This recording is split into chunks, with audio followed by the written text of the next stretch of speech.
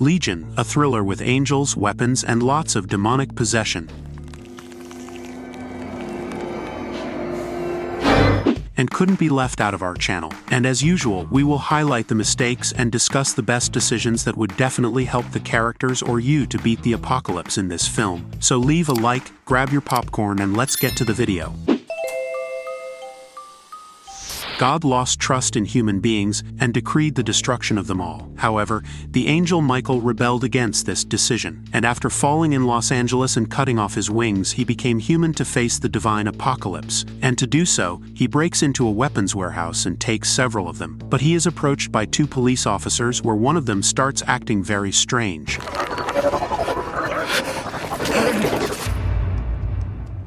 But he is quickly finished off by Michael. A few miles away at a gas station in the middle of the desert, Bob, the owner, is trying to fix the TV signal while the cook Percy prepares some snacks for the couple Howard and Sandra and their rebellious daughter Audrey, who are waiting for their car to be fixed by the mechanic Jeep, who is distracted only thinking about the waitress Charlie, who's pregnant. And no folks, he's not the father. A few minutes later, Kyle enters the diner looking for a working phone, but neither the phone signal nor the radio signal are operational. Furthermore, on TV, an alert is being broadcast, ignored by most of them, presuming it's just an earthquake or something. But regardless of the magnitude or intensity of the natural disaster, it would be highly unlikely for all communication channels to be down, and they should stay alert until they figure out what's going on. However, they just ignore it, and after Jeep informs his father that he didn't know how to fix the couple's car, a nice lady enters the establishment. I'm Gladys Foster. Oh, hello, Gladys. She asks Charlie for a medium-rare steak, but when resuming the conversation with the waitress, she used bad words against the baby, and while delicately tasting her steak, the lady began to criticize the couple. Howard, feeling provoked, decides to defend himself, but this happens. The old woman goes crazy and attacks everyone. Percy even hits her with a frying pan, but it's not enough, and when trying to attack Jeep, she is finished off by Kyle. Okay, something certainly alarming is happening, and by the way that lady was behaving along with the TV alert, it seems like something is making people extremely aggressive, maybe a virus or something similar.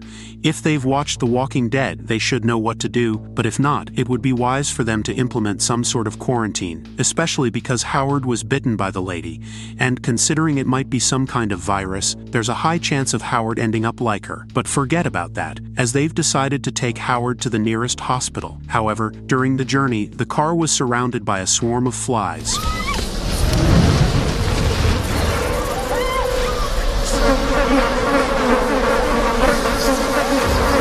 Surprisingly, they managed to return to the gas station and, without understanding what was happening, they choose to remove the lady's body from the diner. However, Michael arrives in a police car. Under Bob's coercion, he was forced to show his teeth to check if he was infected, although this seemed pointless since the lady entered the diner without displaying any monstrous deformity. Michael informs them that more people similar to the lady are arriving and hands weapons to the group. Everyone enters the diner and barricades the doors and windows, and at night, Michael takes the men to the roof for a better view of the enemy, which in my opinion, doesn't seem like a good idea considering the lady managed to easily climb the diner's walls. However, they hear what seems to be the ice cream truck where a tall, thin man exits the vehicle, subsequently heading towards them.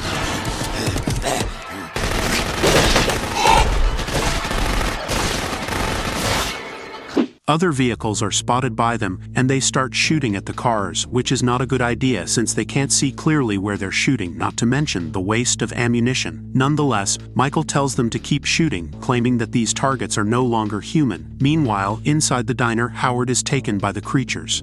Okay, Michael must be aware of the nature of these creatures, being crucial that he shares at the very least their weaknesses with the group. He should point out the vulnerable points where the group should aim during the confrontation. Moreover, considering they're at a gas station, although any explosion poses a risk, there's the possibility of using the available fuels to create Molotov cocktails. But forget about that. Michael reveals to everyone that God is furious and has ordered the extermination of the human race. He explains that the adversaries they fought against are just vessels possessed by angels. Everyone is incredulous, and Jeep asks how Michael acquired such extensive knowledge about their enemy.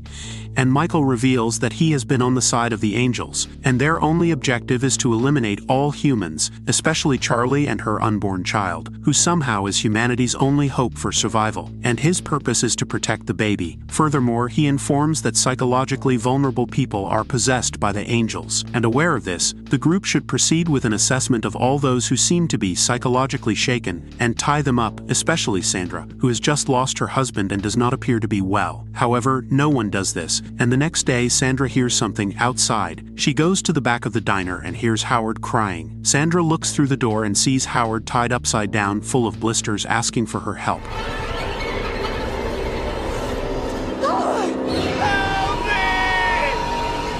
Kyle even tries to stop her, but she manages to escape. However, it was just a trap, and Sandra is rescued by Percy, who doesn't survive the acid expelled by the explosion. And after all of this, they have the idea of imprisoning Sandra. Later, a car arrives at the gas station to refuel. Kyle and Audrey prepare to shoot, but they see it's just a father with his son. However, other vehicles appear with several possessed people who attack the child. Kyle doesn't think much and tries to help, only to find out it was another setup by the angels.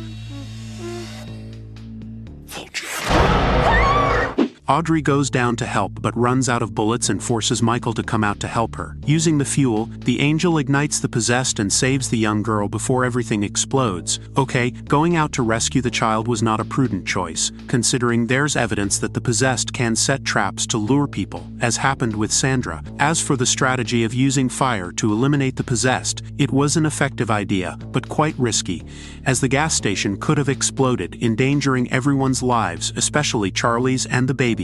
Charlie rushes to get water, but the possessed boy enters the diner and tries to attack her with a knife, but Charlie manages to defend herself and kicks the boy away. Suddenly, the boy grabs Bob, but Michael pushes him away and Jeep shoots the possessed boy. Unfortunately, the stress affects Charlie, and she goes into labor while the sound of a trumpet echoes. The baby is born, and everyone wonders if they are safe, but the trumpet sounds again, and Michael says that God has sent the angel Gabriel to complete the mission that was initially given to him. At this moment, Sandra manages to break free and grabs the baby, intending to hand the child over to the possessed so they will leave them alone, but Michael shoots her.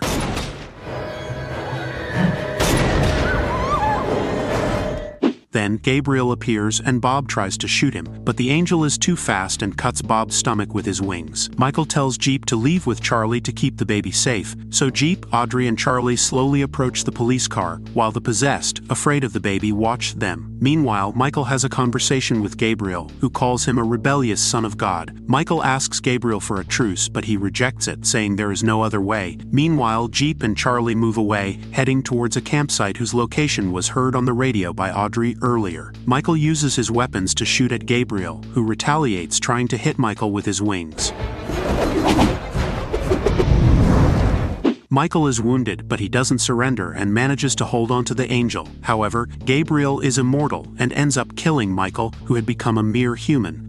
Okay, despite Michael demonstrating great agility, he was at a disadvantage against the angel. However, considering that Michael lost his angelic powers at the beginning of the movie when he cut his wings, he could have tried to cut Gabriel's wings, which would possibly also turn him into a simple human, thus increasing Michael's chances of winning the battle. But Michael was dead, and as he disappeared, the tattoos once seen on the angel appear on Jeep's body, who understands that these are the instructions that Michael referred to. Meanwhile, Gabriel, still in the diner, finds Bob still alive, who after emptying the gas from the stove explodes the place. But Gabriel is immortal and soon finds the survivors with the baby. Jeep accelerates the car and slams on the brakes, launching Audrey and Gabriel forward, and subsequently the vehicle flips. Miraculously, Charlie, Jeep and the baby survive. They go to a mountain where they are cornered. Jeep manages to attack the angel, and as Gabriel prepares to attack the young man, Michael appears. Gabriel can't believe his eyes because Michael had clearly disobeyed his creator, but he was forgiven and received eternal life again. Michael says that while Gabriel only did what God wanted, he gave God what he really needed. However, Michael spares Gabriel's life, and before leaving, he says that Jeep is the true protector of the baby. Jeep and Charlie find the surviving settlement, and a few days later, the couple prepares to raise and protect humanity's last hope for survival. Hey guys, I hope you enjoyed the video, and share in the comments how you would defeat this movie. Don't forget to subscribe for more adventures, and until next time.